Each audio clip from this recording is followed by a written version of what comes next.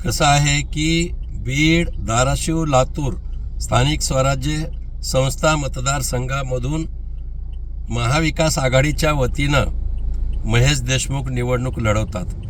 खरं म्हणजे महेशराव देशमुख यांना चांगलं माहिती की या निवडणुकीमध्ये फक्त औपचारिकता आहे.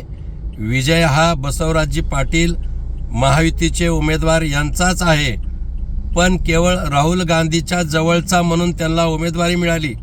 पण आज त्यांच्याकडे संख्याबळ नाही.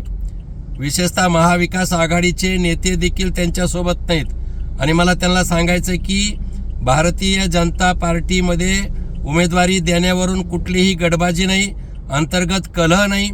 बसवराज पाटलांचा उमेदवारी अर्ज भरताना आमचे इच्छुक उमेदवार हे सगळे तिथं होते. यालाच म्हणतात भारतीय जनता पार्टीचे संस्कार.